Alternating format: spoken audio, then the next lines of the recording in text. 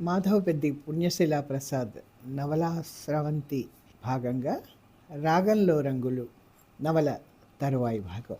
మూర్తి Pavani public గార్డెన్స్లో ఒకళ్ళకెదురు కూడా ఒకళ్ళు కూర్చొని మాట్లాడుకుంటున్నారు. ఆ మాటల్లో పావని గుర్తు చేసింది, గోకుల్ పవిత్రల పరిచయం వరకు చెప్పావు మూర్తి.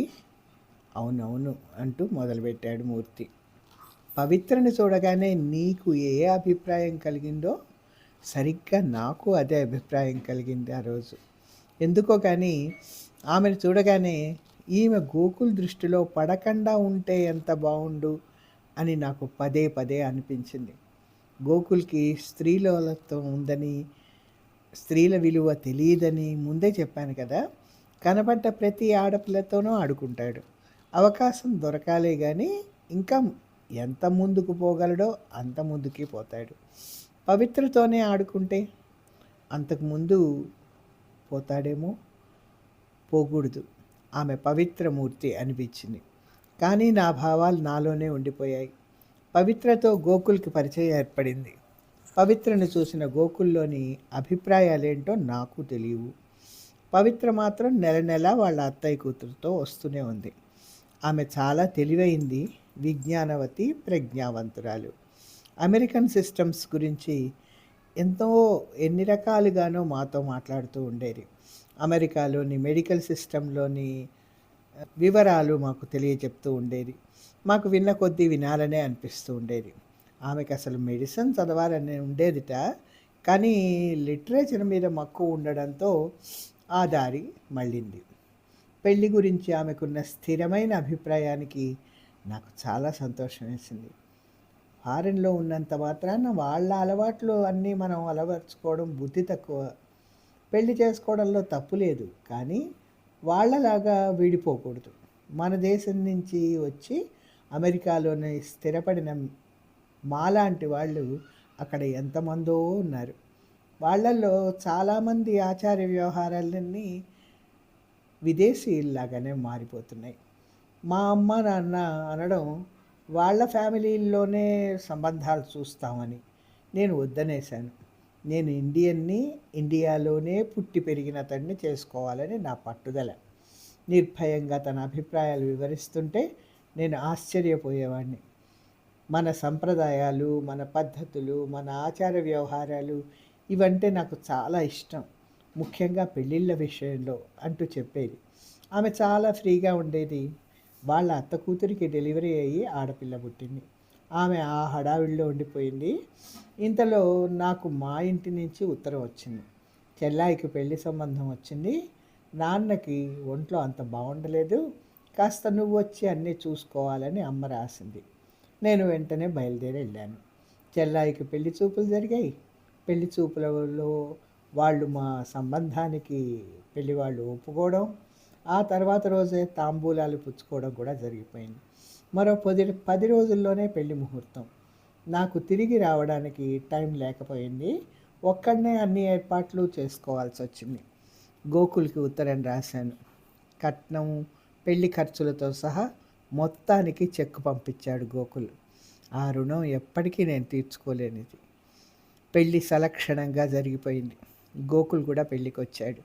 ఆ తర్వాత వెనక ముందు అన్నీ చూసుకొని చెల్లాయిని అత్తవారింటికి సాగనంపి డ్యూటీకి తిరిగి వచ్చేసరికి దాదాపు 2 నెలలు పట్టిందేమో. నేను రాగానే ఒక సంతోష వార్త విన్నాను. అదే గోకుల్ పవిత్రల పెళ్లి వార్త. ఇన్నాళ్లకి నా మిత్రుడి జీవితం ఒక దారికి వస్తున్నందుకు నేను చాలా సంతోషించాను. మనస్ఫూర్తిగా సంతోషించాను. ఆ సంతోషంలో వాడిని గట్టిగా కావలించేసుకొని ఉక్కిరి బుక్కిరి చేసా. కంగ్రాచులేషన్స్ బాస్ అని. గోకుల్ కూడా చాలా సంతోషంగా ఉన్నాడు. నాకు మా వాడు పెళ్లి చేసుకొని ఒక ఇంటి వాడవుతున్నాడన్న సంతోషం కన్నా పవిత్రని పెళ్లి చేసుకుంటున్నాడు అనే సంతోషం చాలా ఎక్కువైంది. అమ్మాయి, ఇంక వీడికి ఏం పర్వాలేదు. పవిత్ర చాలా మంచి పిల్ల, వీడి చెడ్డ అలవాట్లన్నీ పోతాయి అని అనుకున్నాను. ఒరేయ్, నాకు నువ్వు తప్ప ఎవరు లేరురా. ఈ కార్యం నీ చేతుల మీదుగా జరగాలి.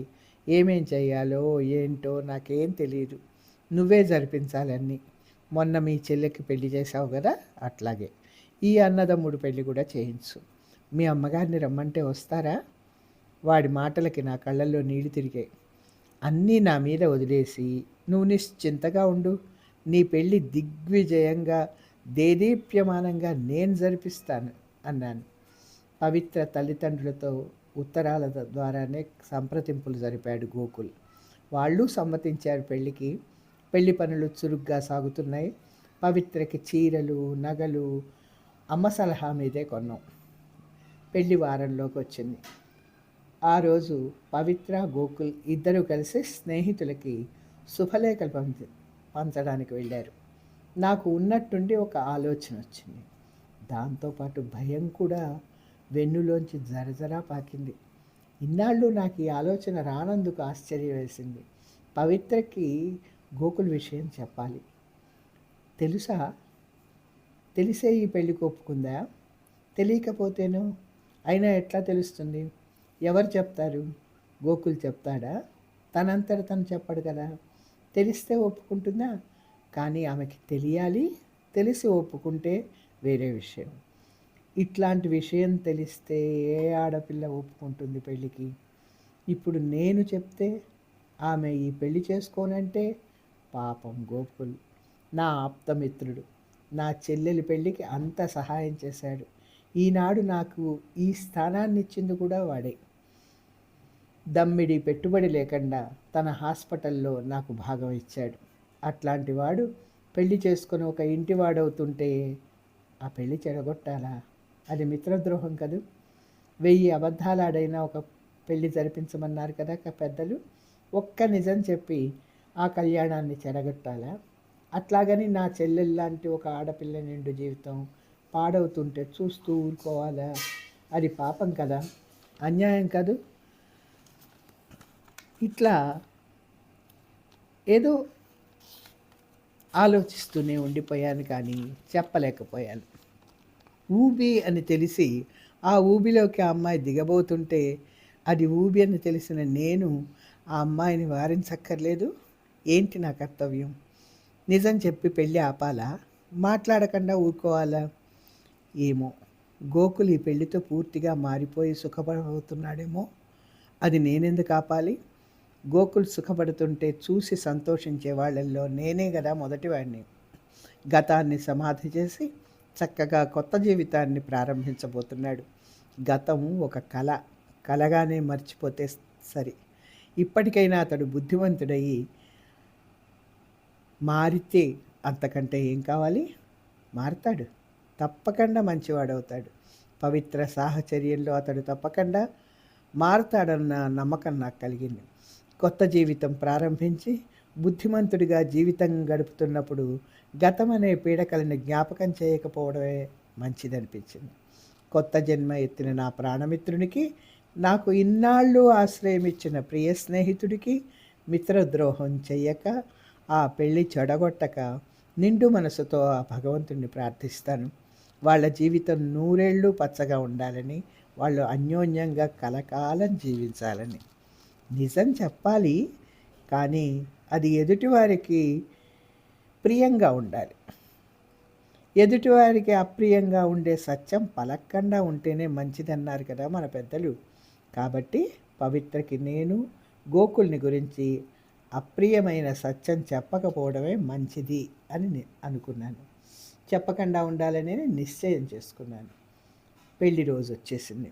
పవిత్ర పేరెంట్స్ ఫారెన్ నుంచి ముందుగానే వచ్చేసి ఏర్పాట్లన్నీ చేసుకున్నారు. పెళ్ళి గ్రాండ్గా చేశారు. పెద్ద ఎత్తున పందిళ్ళు, లైట్లు, కోలాహలంగా జరిగింది. యథావిధిగా నిర్విఘ్నంగా జరిగిపోయింది. పెద్ద పార్టీ ఏర్పాటు చేశారు. పవిత్ర తల్లిదండ్రులు అల్లుడికి ఎన్నో కానుకలు ఇచ్చారు. కూతురి సెలక్షన్ని మెచ్చుకున్నారు ఆ తల్లిదండ్రులు. ఇద్దరూ అన్ని విధాల ఈడు జోడుగా మేడ్ ఫర్ ఈచ్ అదర్ లాగానే ఉన్నారు. పవిత్ర చాలా ఆనందంగా ఉంది. ఇంకా గోకుల్ సంగతి అయితే సరే సరే. భార్యే లోకమైపోయింది అతడికి. పెళ్ళవగానే హనీమూన్కి వెళ్ళిపోయారు వాళ్ళు. పెళ్ళయ్యాక గోకుల్ దినచర్య మారిందనే చెప్పాలి. పవిత్రని చాలా బాగా చూసుకుంటున్నాడు. పవిత్ర కూడా భర్త అవసరాలను చూస్తూ ఎంతో నెమ్మదిగా, అణకువగా, శాంతంగా ఉండేది. బాబు పుట్టేదాకా నవ్వులు, చలోక్తులతోనే గడిపారు. పెళ్ళైన 2 ఏళ్లకే బాబు పుట్టాడు. బాబంటే ఇద్దరికీ ప్రాణమే. బాబు పేరేంటి మూర్తి? భరత్ అని చెప్పాడు మూర్తి. చాలా బావుంది అంది బాబుని తలుచుకుంటూ పావని. తర్వాత కొన్నాళ్ళకి వాళ్ళింట్లో నాకొక కృత్రిమత్వం కనిపించసాగింది. నవ్వినా, వాళ్ళిద్దరూ ఒకరితో ఒకరు మాట్లాడినా ఏదో సహజత్వం లోపించినట్టే ఉండేది. అదీ కాక అప్పుడప్పుడు పవిత్ర కళ్ళు ఎర్రగాను, మొహం గంభీరంగాను ఉండేది. ఏమిటి అని అడిగి అంత చనువు పవిత్ర దగ్గర నాకు లేదు. కానీ నేను మనసులో బాధపడేవాడిని. ఏదో తప్పు చేసినట్టు ఫీల్ అయ్యేవాడిని. ఆ తర్వాత బాబు ఏడాది పిల్లవాడిగా ఉన్నప్పుడు ఇద్దరూ కలిసి అమెరికా వెళ్ళారు బాబుతో. అప్పుడు అక్కడ ఏం జరిగిందో నాకు తెలీదు. వచ్చేటప్పుడు గోకుల్ ఒక్కడే తిరిగొచ్చాడు. బాబు, పవిత్ర రాలేదు. మళ్ళీ బాబు 4గో ఏట ఒకసారి బాబుతో వచ్చింది పవిత్ర. 1 నెల ఉండి వెళ్ళింది. మళ్ళీ ఇదే రావడం. ఇప్పుడు మరి ఎన్నాళ్ళుంటుందో తెలీదు. కానీ పావని, నాకు ఇవాల్టికి కూడా నేను తప్పు చేశాననే భావం పోలేదు. నాలో ఆ బాధ మాత్రం కలుక్కుమంటూనే ఉంది ఎప్పుడూను. బాధపడకు మూర్తి, ఇందులో నువ్వు చేసిందేముంది? నీ పరిస్థితిలో ఎవరున్నా అట్లానే ఉండేవాళ్ళు. ఓదార్పుగా అతడి భుజం తట్టింది పావని.